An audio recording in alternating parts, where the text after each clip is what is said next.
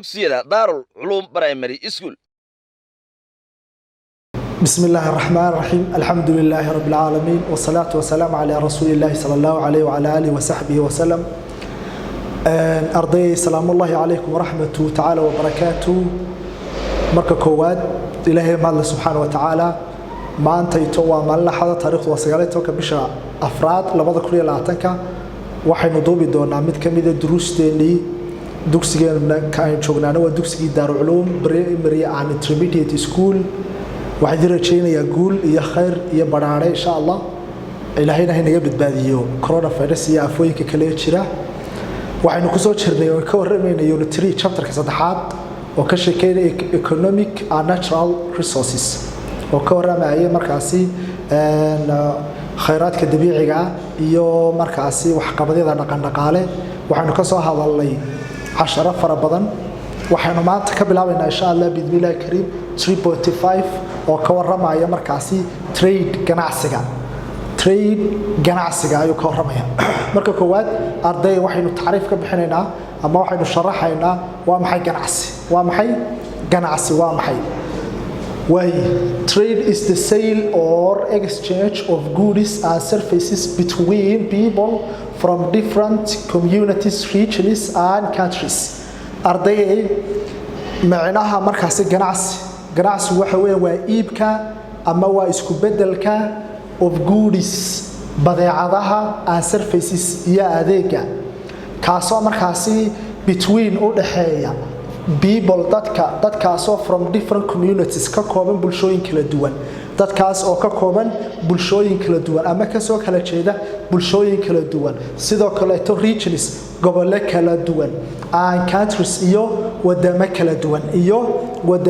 duwan trade is the sale ganacsigu waa iibka trade is a sale ganacsigu waa iibka or exchange ama isku bedelka of goods badeecadaha and services iyo adeegyada between kaasoo u dhaxeeya people dad from different communities ka soo kala jeeda bulshooyin kala duwan regions gobole kala duwan sidoo kale to countries iyo wadamo kala duwan ka soo jeeda before trade ka hor ganacsiga can take place the following must be there waxa muhiim ah inay jiraan qodobadan ayaa waajiba 4 qodob ee soo socda ayaa waajiba in la helo intaan badeecad la kala iibsan ama intaan adeeg la kala bedelan qodobka koowaad waxa weeye a product or service for sale or exchange waa in meeshii taala a product badeecad la iibinayo ama badeecad la iibsanayo or exchange ama wax lagu bedelanayo laba waa in meesha jirta a market suuqaasoo where there are sellers and buyers suuqaasoo laga helayay gadihii iyo gatihii sellers iibiyihii and buyers iyo iibsadihii qodobka labaad koowaad waxaynu sheegnay in meeshii ay jirto badeecad ama alaabooyin waa in ay jiraan markaasi la doonayo alaabooyinkaas in la iibiyo amaba in alaab kale lagu bedelo laba meesha waa in jira suuqaas oo laga helayo sellers iibiyihii qofkii wax iibinayay alaabtii iibinayay ama adeegii bixinayay and buyers iyo qofkii badeecadaha kala duwan iibsanayay ama sidoo kale to qofkii adeega qaadanayay ama iibsanayay saddex some means of payment exchange for example money meeshii waa in iyaduna jirtaa wixii wax lagu iibsanayo sida lacagtii oo kale tusaale ahaan qofkii wax iibinaya badeecad haystay qofkii wax ka iibinayay wuxuu wax kaga iibinayaa waa lacag payment waa inuu bixiyaa oo uu siiyaa maxay cash lacag waa inuu siiyaa lacagtaasi either ha noqoto e-cash lacagtan saadka ama idhabta aynu ku dirno ama mid cadaana oo gacanta qofkii laga siinayo ha noqotee qodobka afraad ardayay ee muhiimka ah si uu dhaco markaasi ganacsigii oo adeegii badeecadihii ama adeegyadii kale loo iibiyo waxa muhiim marka qofkii uu adeegii badeecadii iibsado lacagta uu bixiyo waxa muhiim ah meeshii inuu jiro transport gaadiid transport gaadiid to take gaadiid kaasoo qaadaya products badeecadihii to where they are needed oo geynaya meeshii ay dadku u baahnayeen iibsadihii alaabta iibsaday wuxuu u baahan yahay gaadiid uu alaabtiisii saaro si uu geeyo meeshii uu rabay si uu geeyo meeshii uu rabay ha noqoto meeshaasi meeshii gurigiisii ama ha noqoto meel meheradiisii ganacsiga alaabta ama adeega aad u qabato qofkii wuxuu u baahan yahay alaabta uu ka iibsaday badeecadaha uu ka iibsaday wuxuu u baahan yahay wixii lagu qaadi lahaa afarta qodob ayaa muhiim ah si markaasi ganacsigu uu si fudud ugu dhaco si uu ganacsigii si fudud ugu dhaco in the past certain types of goods were used as a kind of a currency or money in the past waqtiyadii hore certain types of goods noocyo alaabta kamida noocyo adeegyada kamida were used badeecadaha kamida types of goods noocyo badeecadaha kamida were used loo isticmaali jiray as a kind of a currency or money lacag ahaan oo kale tusaale ahaan oo kale qofkii wuxuu wax ku bedelanaya ama wax alaab kale ku qaadanaya marka uu bixiyo alaab kaleeto some of these qaar kamida kuwaas waxay ahaayeen were gold waxay kamid ahaa dahabka copper maarta salt cusbada ama milixda and iron iyo birta oo tusaalahan haddaynu halkaa ku noqono lacagtu berigii hore waqtiyadii hore may shaqay jiray bedelkeeda lacagta waxa shaqay jiray 4 shay aynu sheegnay dahabka maarta milixda iyo birta markaas tusaalahan adigoo faaraxa ayaa waxa doonaysaa inaad hesho markaas sonkor cali baa sonkortii haya adu laakiin dahab baad haysataa hal dhagaxoo dahaba ayaa waxaad ku bedelanaysaa 2 kiisho sonkora ama 3 kiisho sonkora sidoo kale waxaad doonaysaa dhar ama maryo aad xirato oo waxa kugu yaraaday markaas maryihii waxaad u baahan tahay markaa dhar waxaad haysataa markaa cusbo ama milix baad haysataa waxa ku yaala 10 jawaan oo milixa 2 jawaan oo milixa inta soo qaadato ayaad u geynaysaa waxaad leedahay war faaraxo 2 jawaan oo milixda qaado aniga saaxiib waxaad isiisaa 2 shaar iyo 2 surwaal 2 shaar iyo 2 surwaal si marka kuwani waxay haayeen kuwii lacagta ka hor ay dadku wax ku bedelan jireen kuwii lacagta ka hor intaanay lacagtu soo bixin aaladii wax ay dadku u kala bedelan jireen ee iibka u isticmaali jireen waqtiyadii horeeto afartan bay dahabka copperka oo maarta ah salt milixda and iron iyo birta markaas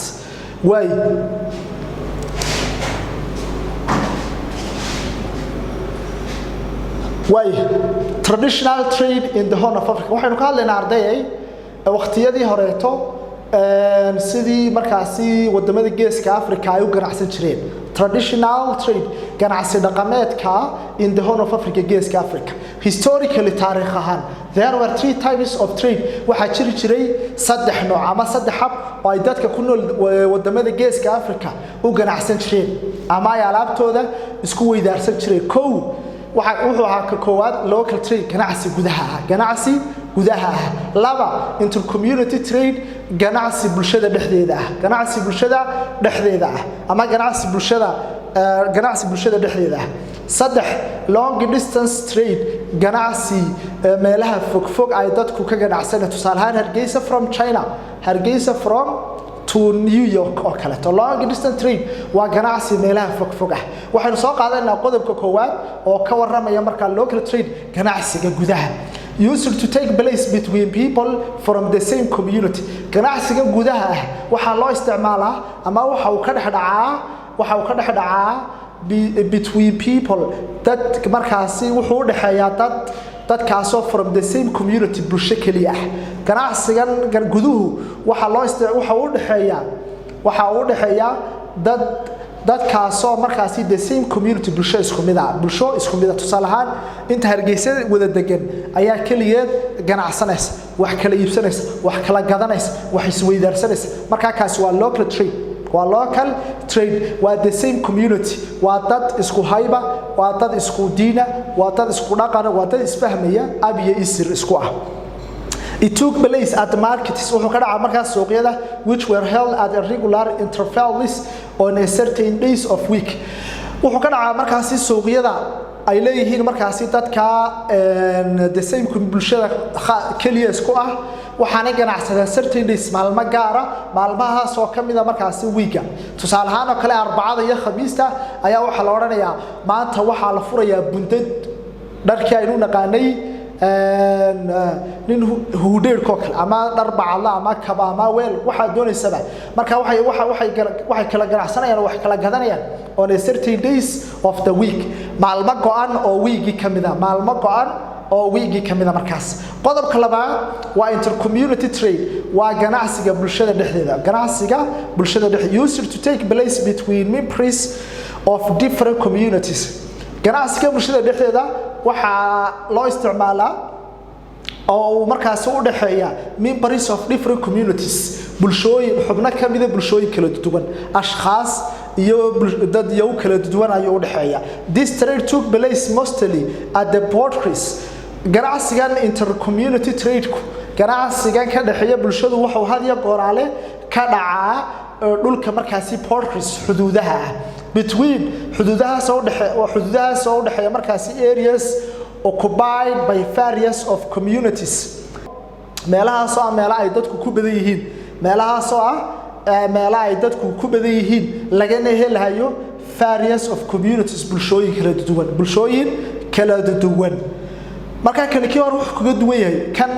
intercommunity trade waxa ganacsanaya bulshooyin kala duwan waxa laga yaabaa inay kala diimo duwan yihiin waxa laga yaabaa inay kala midab duwan yihiin waxa laga yaabaa inay kala dhaqaale duwan yihiin saadaradeed tusaalahan waxa tusaale inoogu filan oo kale xuduudda wajaalo waxa isku yimaada balaayiin qof oo kala diina kala dhaqana kala hayba kala nooca kala nooca dadkaas waxa kaliya ay isku yimaadeen wax kale maaha waa si ay wax u kala gadan lahaayeen waa sida ay wax u kala gadan lahaayeen kii dhar doonaya dharkiisa u qadan lahaa kii kaba doonaya kabiisa u qadan lahaa kii alaab kale oo kuraastii guryaha doonaya alaabtiisa u qadan lahaa aan soo waxaan diir rajaynayaa khayr iyo guul fara badan insha Allah waxay nooga igmaadadeeni oo aynu duubina galaaska lixaad dugsiga Daarul Culuum إلهي وحكر رجينا فهمتان كسوع الشاشتان وقت جينا كفى في ذي ستان وبالله التوفيق والسلام عليكم ورحمة الله وبركاته.